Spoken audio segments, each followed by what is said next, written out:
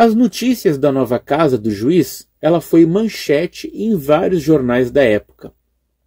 Por exemplo, um deles tem o título Mansão Espanhola aguarda a chegada do matador de Golias. Esse jornal diz que a mansão fora avaliada em $75 mil. Mas estão lembrados que Robert Martin afirmou que os inimigos diziam que Beth-Sarim custava 100 mil, mas ela não chegava nem um quarto disso? No entanto, aqui o jornal fala que a mansão era avaliada em $75 mil. Afinal de contas, ela era a obra de um arquiteto famoso em San Diego.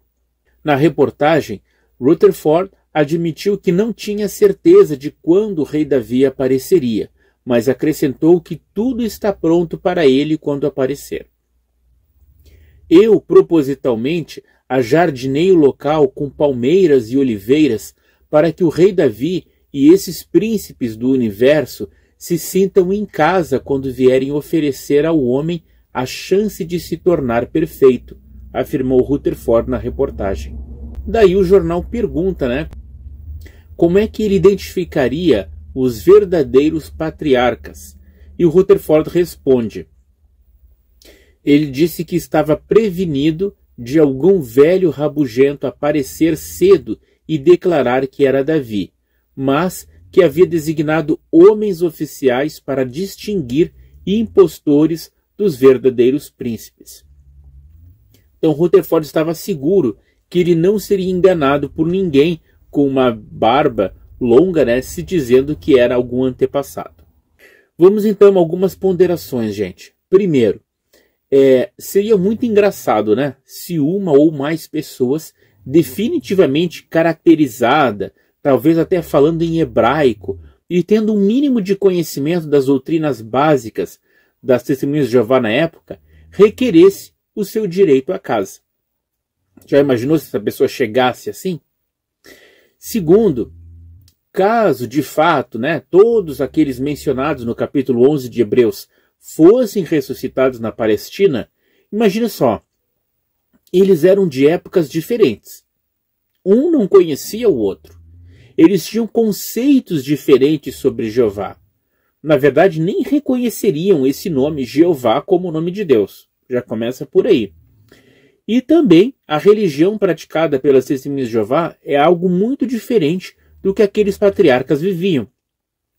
Eles nem sabiam quem era Paulo, que tinha escrito o nome deles no capítulo 11 de Hebreus, muito menos quem era Jesus como Messias. Lembre-se, essas pessoas viveram muito antes de Jesus. Como elas entenderiam todas essas coisas do nada? Sem falar na distância e o idioma ilógico para eles. Como é que eles caberiam todos em 10 cômodos? Entende? Isso não é lógico. Eles recém foram ressuscitados e já teriam responsabilidades a cumprir em uma religião americana sem nem entenderem do que se tratava. Já imaginou? Ninguém parou para pensar isso na época. Como seria essa ressurreição na prática? Além do mais, aqui vai um outro raciocínio com respeito a Beth-Sarim. Se o médico recomendou a Califórnia para o juiz Rutherford para melhorar a saúde dele, por que ele escolheu San Diego e não Los Angeles, onde vivia a esposa dele e o seu filho? Afinal, era no mesmo estado. Eram cidades diferentes. Hoje, é possível ir de San Diego a Los Angeles em cerca de 3 horas. Mas naquela época, se poderia fazer o mesmo trajeto de carro, que levaria cerca de 1 dia, ou bem menos horas do que isso através do trem, que já existia naquela região. Sabe-se que o juiz nunca visitou a sua família imediata em Los Angeles, mas ele preferia o conforto da nova casa e a companhia jovem de Bonnie Boyd. Isso não há como a gente negar. Mary Rutherford vivia na rua Stedman Place, 159, em Monrovia, Los Angeles, Califórnia. e tinha uma casa avaliada em $5.000. Então essa é a casa original, tá? Estou deixando aqui para vocês verem, essa é a casa que vivia a Mary Rutherford, uma pessoa inválida naquele tempo, junto com o seu filho Malcolm. E o Rutherford vivia na cidade de San Diego. Então tinha essa distância entre os dois. E ele nunca foi, de fato, visitar a sua esposa depois que ele passou a morar em Bet-Sarim. Não foi apenas Rutherford que adquiriu problemas de saúde quando saiu da prisão. George Fisher também. Na verdade, Fisher estava ruim de saúde já em 1924, tanto que ele pediu para deixar a sua função como diretor. E isso foi registrado em The Golden Age. Diz ali, irmão Fisher se aposenta temporariamente. Esta revista é de 1924 e cita ali, né, que o Fisher disse que ele não queria deixar o serviço, mas ele sabia que como diretor da sociedade ele precisava de tempo integral e a saúde dele no momento não estava permitindo, então ele estava entregando o cargo, mas esperava em breve poder adquiri-lo de novo.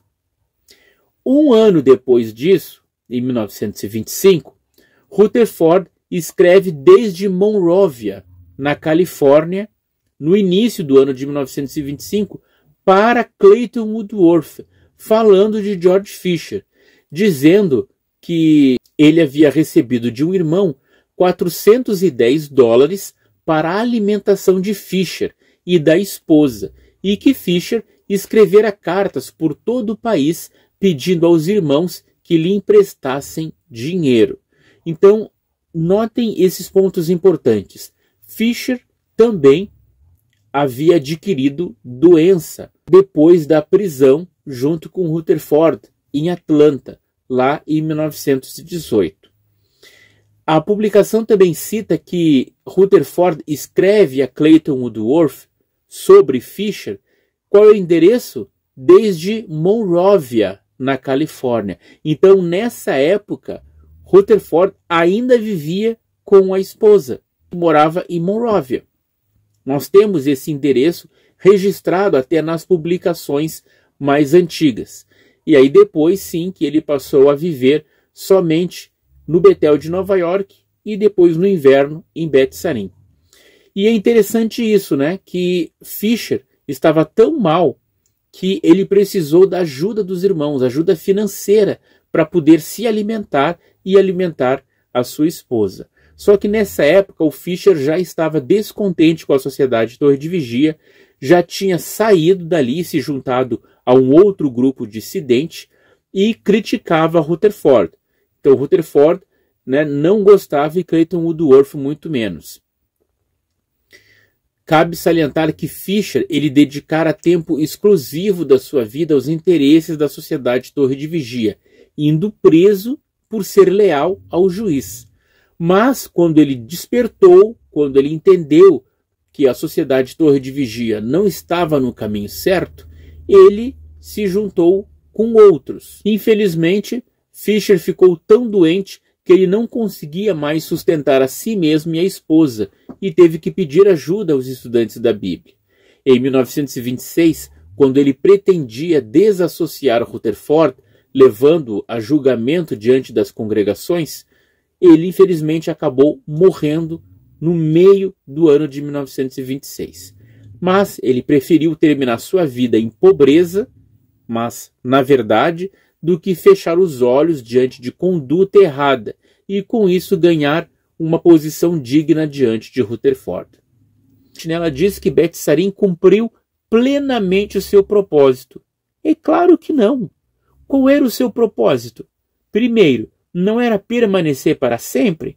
Então aí já não cumpriu o seu propósito.